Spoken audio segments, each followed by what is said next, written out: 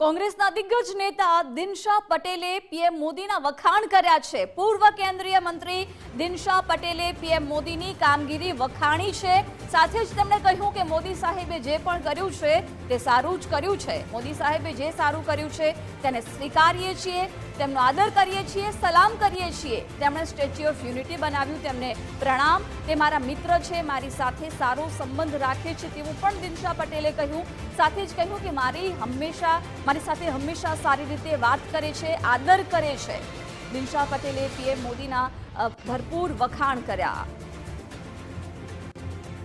मोदी साहब ने किया जो कुछ अच्छा किया है उसको स्वीकार करते हैं कि अच्छा किया वो अच्छा ही है, रिस्पेक्ट करते हैं, सलाम करते हैं, पाँव पर लगते हैं उसके कि भाई आपने बनाया स्टैच्यू ऑफ यूनिटी, हम प्रणाम करते हैं। हमारे दोस्त है, ऐसा नहीं है, हमारे दोस्त है, मेरे साथ अच्छा संबंध रखते हैं, अच्छी बात करते हैं, अच्छे लफ्ज़ में मुझे बुलाते हैं, रिस्पेक्ट देते हैं।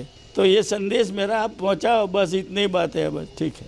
ने आज अंगे न्यूઝરૂમથી સહયોગી ધર્મેશ જોડાઈ ગયા છે। ધર્મેશ, પૂર્વ કેન્દ્રીય મંત્રી દિનશા પટેલે પીએમ મોદીની કામગીરીને તો વખાણી છે, પરંતુ સાથે સાથે તેમણે પીએમના પોતે સારા મિત્ર હોવાનું પણ જણાવ્યું। ગુજરાતના રાજકારણ માટે એક મોટા સમાચાર કહી શકાય અને સૌથી મહત્વની વાત છે કે રાજનીતિમાં પણ ખેલદિલી કેવી હોય છે એનું પણ આ તાદસ્ય આમના નિવેદનથી આવે છે।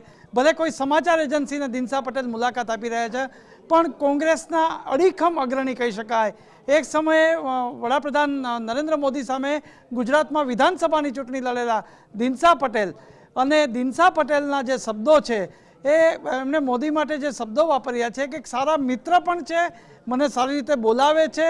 આ બહુ મહત્ત્વનું કહી શકાય કે કોઈ પણ રાજકારણમાં અત્યારે આપણે લોકસભા કે રાજ્યસભામાં વિપક્ષો અને શાસકો ભલે જે આમને સામને આવતા હોય પણ એક સારા મિત્ર પણ હોઈ શકે છે, કારણ કે દરરોજનો પનારો હોય છે, એમની સાથે હોય છે, એમની રજૂઆતો હોય છે, ભલે શાસક વિપક્ષ જુદો હોય।